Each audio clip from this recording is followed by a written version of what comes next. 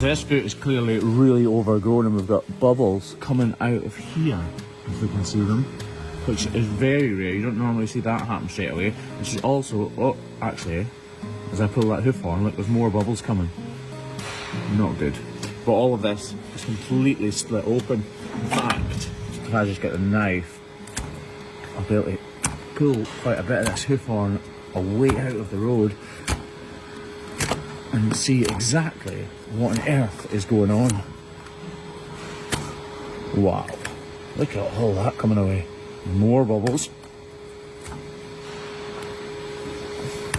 Although I'm just kind of hacking in here, I do know all of this is overgrowth, so I can be fairly brutal with my swipes of the knife. She is absolutely just full up of mud and manure, isn't she? Right, I think what we'll do is we'll shape it up with the grinder, get a block on, and then really go after this trim. Right, actually got new grinders to try out. Our other ones were slightly underperforming, and to be totally honest, somebody just turned up at my house and gave me 4 of these. So we're gonna try them and see how we get on. So as I take this new fancy blue grinder, straight away I'm struck by how much more powerful and smooth it is actually. I trim back the inner claw so that it's ready to take this block and vastly reduce the size of the outer claw so that I can get down to business with the knife. I don't want to go too far though, because the structures inside this hoof capsule are extremely delicate, and a hoof this size often has deviated proportions inside, proportions which I don't yet fully understand. So I stop short of where I know I need to be so that Kev can get this block glued into position. I'm going to remove a lot more hoof horn from here. You can actually see it starting to bubble up a little bit here. Not actual bubbles, but you can see a raised bit here in the white line where clearly this issue extends down to. Oh, these knives are lovely. Lovely and sharp. So we'll just take very, very thin slithers of hoof horn from here. Look, you can see it breaking through now. That double sole just covering everything up. But I really don't want to take too much off there just now. So we'll move back up here to the edge of our hoof and start carving away this wall horn. There's clearly a cavity. The cavity's not empty, it's not filled with fluid or anything like that, I don't think. Oh, did you see that? It just fell right in. Wow, look at all that.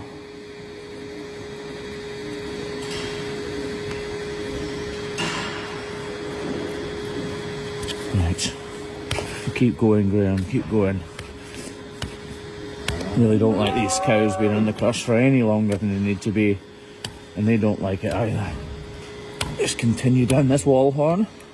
Taking small slithers from the inside, but we really want to get rid of these hard edges so that we know that it's not going to continue to crack.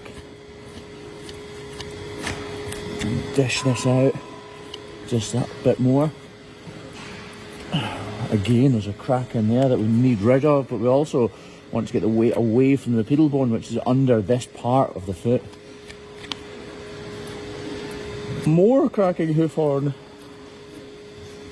When I say cracking hoof horn, I don't mean, oh, that's cracking. I mean hoof horn, which is cracking. Work our way around this lesion from the edges inwards, getting closer and closer to the centre of it all the time. Look, Kev's getting a bandage ready. He's a good boy, really, isn't he? Never even asked him.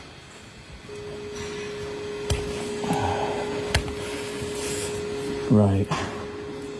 Oh, this bit's the delicate bit. This is when you can get crimson in a heartbeat.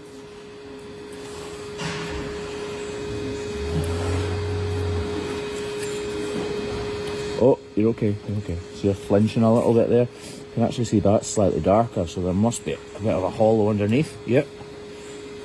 You see that, and then you push through really gently because you're like, yes, I'm fairly sure that's right, but I could be wrong. Get a hook under there. You can see where all those bubbles from the start were coming out of now, can't you?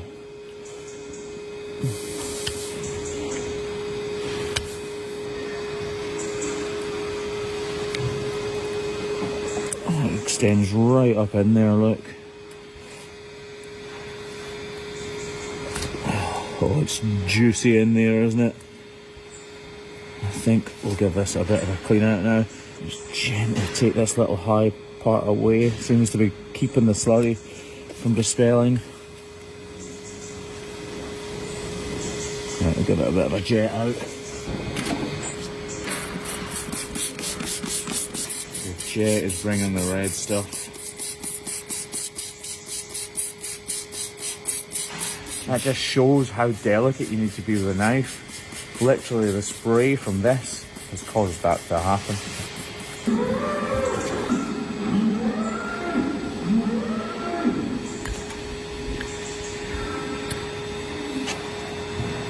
Just look at how raw and open that is. And actually, it's in the shape of a love heart. Although there's not much I love about it. So now that my hands are completely out of the way and it's nice and clean, you can actually see the digital dermatitis attacking the corium. Because there's dermatitis present, we're spraying it with this Repoderma, which is full of zinc and copper oxide, which should break down the cell walls of the dermatitis and allow the cow's immune system to then actually kill the treponema. The treponema being the dermatitis itself. This wrap should keep the product firmly in place until the dermatitis is completely dead. Lovely. We'll just trim back those dew claws a little bit so that they don't attract mud any more than they need to. Dew claws aren't really needed by a cow. It's thought that they were actually developed for when cows were out in the wilderness to stop their feet from sinking into the mud quite so far. Just like a little barb. Right, now that that's done, actually I need to do the other one as well. Wait.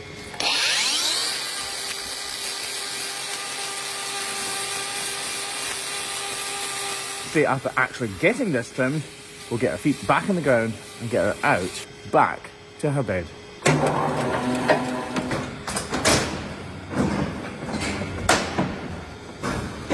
Jeez, oh, she is really feeling that. But hopefully she is now on the road to recovery, or at least feeling more comfortable. You have to remember the true name of what we do is functional hoof trimming. Making that hoof more functional is my job. And if I've done that, then I'm happy.